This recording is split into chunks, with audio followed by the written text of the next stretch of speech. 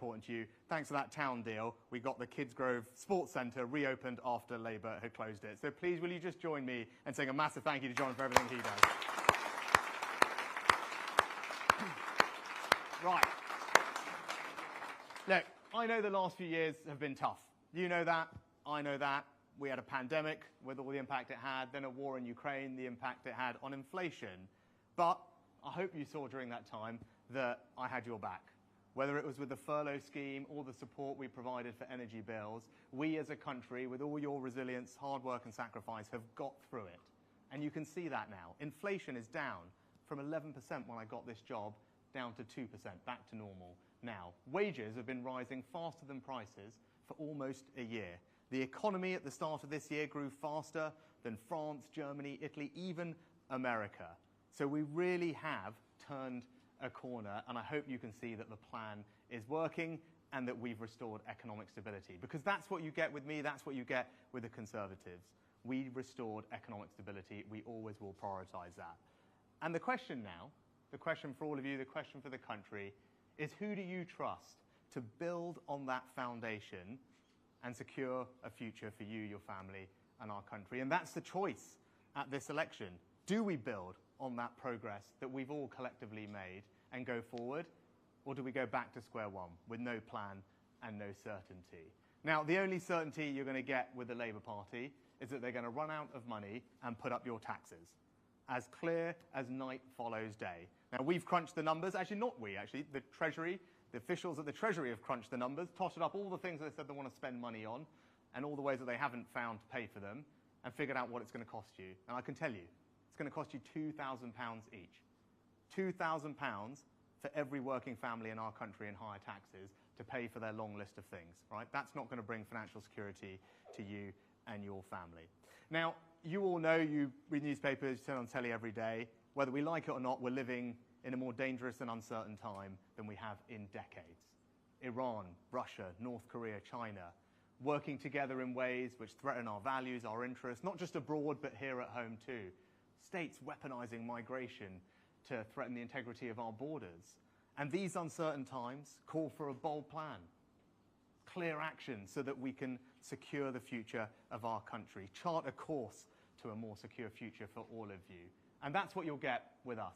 Let's just take the topic of illegal migration, something I know is important to all of you, something Jonathan and I speak about a lot. Right? It's fundamentally unfair that people jump the queue and come to our country illegally, puts pressure on local services, whether it's hotels here or elsewhere, puts people's lives at risk. It's simply not right. We've got a bold plan to deal with the boats. Right? And when I first announced it, or announced by my predecessor, and I first got this job, people said, oh no, this is not the right thing to do. Do you know what? Now, across Europe, the penny has dropped that our approach is the right approach. Because unless people know that if they come here illegally, they won't be able to stay, and we will be able to remove them, we won't be able to have a proper deterrent and stop them coming in the first place. Now, everyone else is realizing that. One person doesn't, Keir Starmer. It's been very clear. He is going to let out all the people that we have detained to go on those flights. He's going to cancel those flights, offer an amnesty to illegal migrants, and all that's going to do is make us the soft touch of Europe, a magnet for hundreds of thousands of illegal migrants from across Europe all to come here. In any way you look at it, the Labour Party are not going to deliver a secure future for any of us on any dimension that you care about. Now look, Labour also want you to think that this election is over before it has even begun. Well, you know what?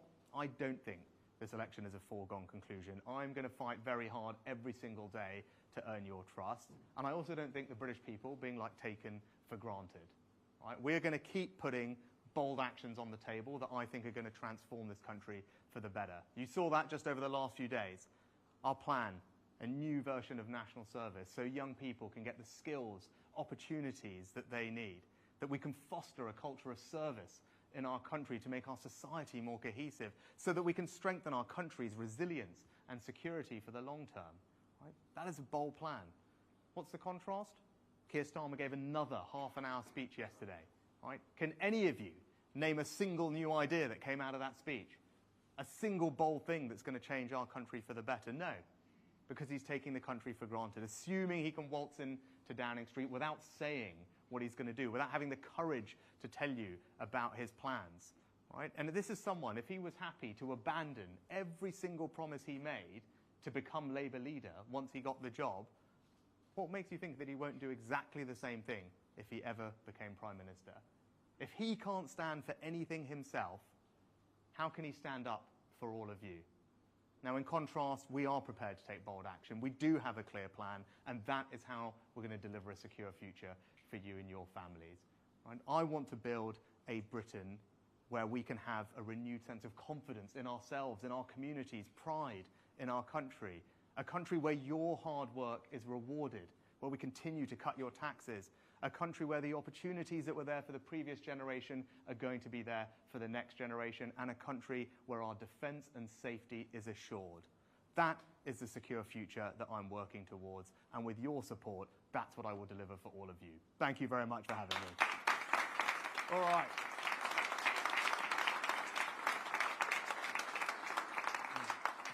Okay, right, we got some questions. Who's got the first question? We got microphone, anyone? Right, yep. Oh, boss, right, okay. Okay, fair enough. We're a growing business, yeah?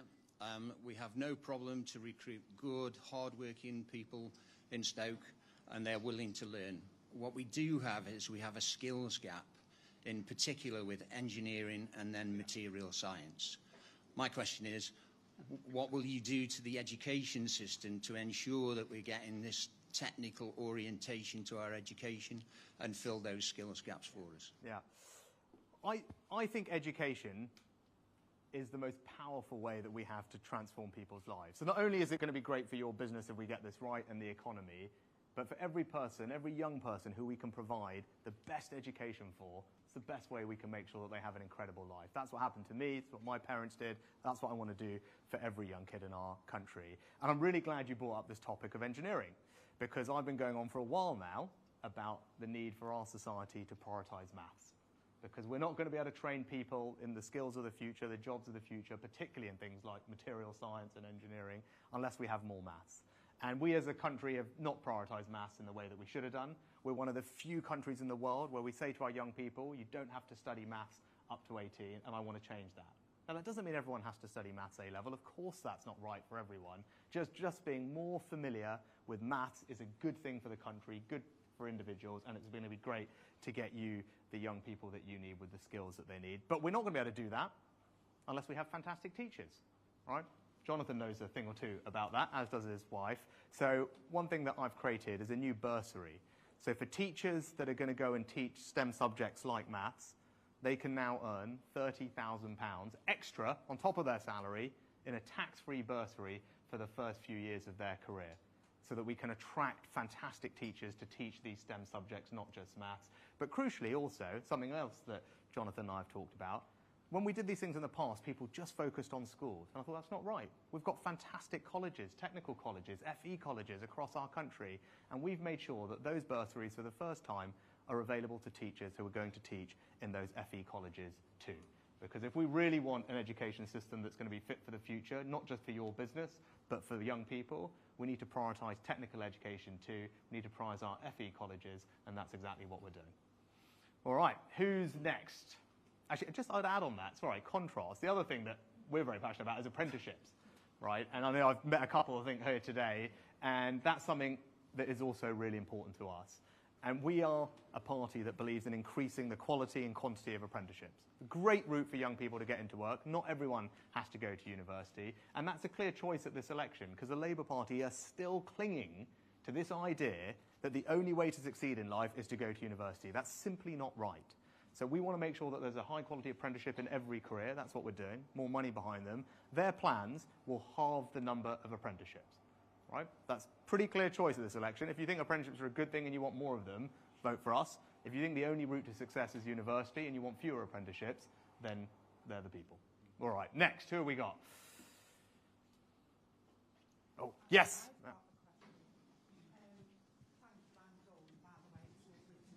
You too, Dawn. Hi. You've come prepared. I have come prepared. It won't turn into the Dawn show, though. National Service. The reason I've brought it up, I've got, and it leads on from your previous question. I've got two sons who would definitely have benefited from this. But I wanted to know if that could be broadened to cover ex-convicts from prison, perhaps. Oh, right. Just because I think that some would benefit from the structure and the guidance, the rules that National Service provide.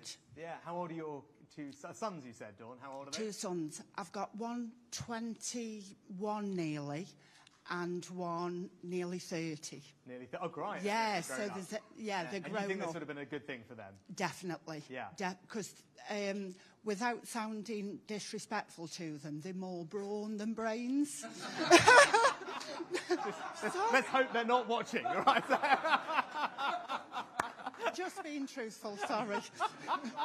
Okay. So yes, they would have benefited. No, actually, it's really, really nice to hear your reflection. So, look, I've been talking to people across the country about this since we made the announcement, and I'm really excited about this. Let me just tell you a little bit why. Because I have two young girls. They're a bit younger than your boys. They're 11 and 13, and I'm definitely not going to talk about them in front of all these cameras, so I don't get in trouble later. But, you know, and I've been talking to a lot of people, actually, since the time I've had this job, about what can we do to really transform our country for the better. And if I think about national service, I think for young people, as you said, doing something that provides them with skills and opportunities is going to be really transformational for their lives, right? And all the things that you said, some structure, some rules, a sense of belonging and identity. And actually, I believe service gives you purpose. And I think it will be really brilliant for young people to have this rite of passage that they go through with everything that it teaches them and just keeps them out of trouble. I talk to so many parents worried about what their kids are doing in the evenings, at the weekends, getting into, you know, and we also see all the stories. So I think this will be wonderful for young people, but I also think it'll be great for our country. And I think all of us have felt like our society could do with being more cohesive, right? Reminding us all that we're all on the same side, bringing us together. And this will do that. It will foster that culture of service and make our society more cohesive. But it also, in a very uncertain time, will make our country more safe. So in years to come, when we have thousands and thousands of people who have been trained in things that are practically helpful for our country's resilience or our security. And remember, there's a choice. So if people want to, they can do the military component of this, but it will be very competitive and selective. And for everyone else, there'll be civic roles, whether it's search and rescue, first aid, lifeboats, you know, helping elderly people. But all of these things will just contribute to our country's resilience and our security. So I think it's going to be fantastic. It will become a rite of passage, an important part of who we are as a nation. And actually, everywhere I've been going, people have wanted to talk to me about it, and they've said what you said. Actually, and funnily enough, the question I thought I get a lot of people saying, oh, I don't think I do want to do this, or my kids don't want to do this. I've heard exactly what you said. They said, well, my kids are a bit older. Can they still go back and do it, right? Or as you said, can we extend it to different groups who might benefit from it, which I think is a really good sign that we're onto something.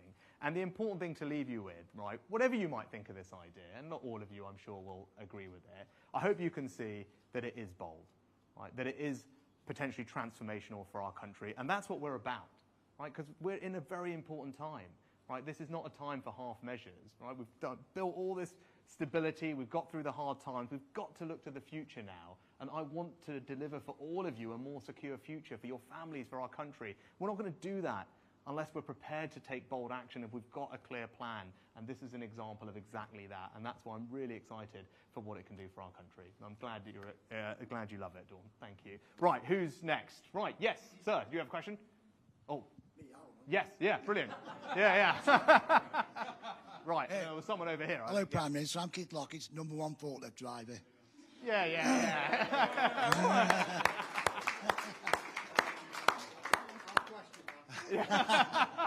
I'm just wondering, why can't we have a bank holiday for England?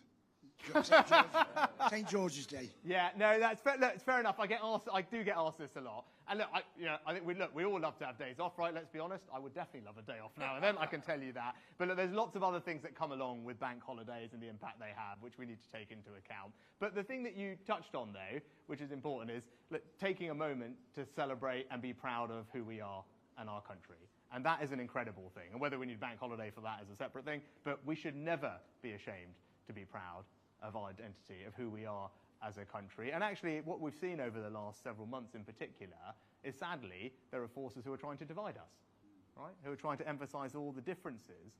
And I think that's sad, and it's wrong, right? And there are people who are trying to say, no, you can't believe this, and you should be ashamed of this part of our history and our past. And I say that that's wrong, right?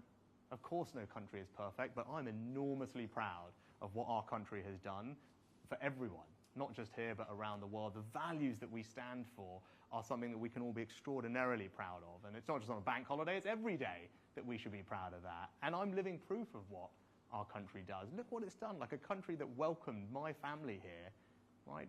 My grandparents here from halfway around the world, gave them the chance to work hard, said to them, look, if you integrate and put in, we'll provide the opportunities for you to succeed. That's what my parents did, that's what my grandparents did, and I'm standing here talking to you now.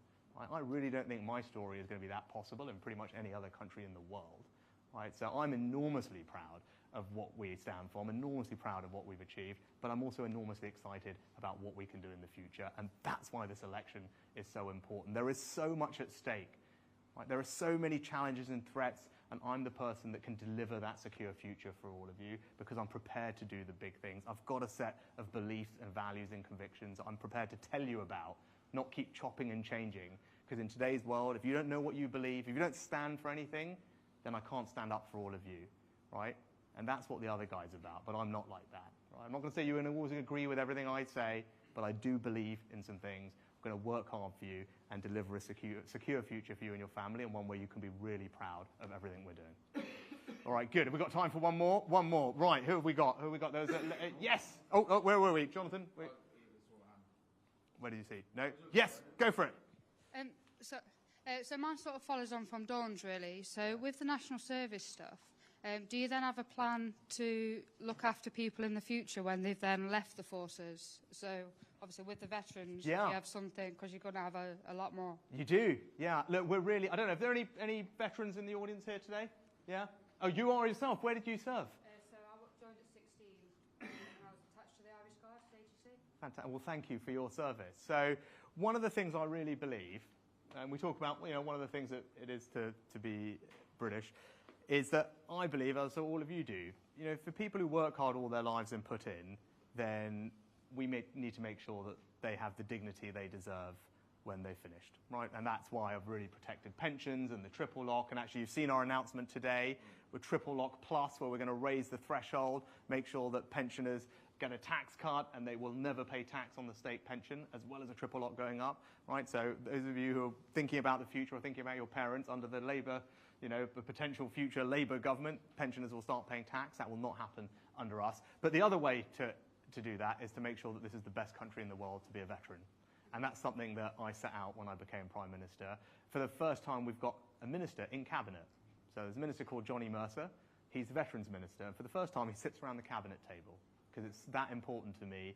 And there's lots of things I could talk to you about, making sure that veterans get the health care they need, whether we've got Op Courage, Op Fortitude, making sure that they get the help with housing that they need. And then, as you said, making sure when they leave the services, they're getting the support they need. An event I did recently was making sure we help veterans get into fantastic jobs. Because as you know, you've got so many skills and talents and experience that most other people will not have. Right? And we need to make sure that actually the best business decision, not an act of charity, the best business decision that any business can make is to hire a veteran. Right? That's what I believe. And in my first budget as Chancellor, I think we cut the employment taxes for businesses that are taking on a veteran to make it easier, as well as making sure that we support you and your colleagues as you lead the services. So thank you for your service. I will not stop until this is unequivocally the best place in the world to be a veteran. You've done an enormous amount for our country, and we owe it to look after you when you leave. All right. Good. All right. Look, thanks very much for having me. I really appreciate your support. Thanks for your support for Jonathan. And I'm going to get back to very badly painting some more plates, I think. So, good. All right. Bye.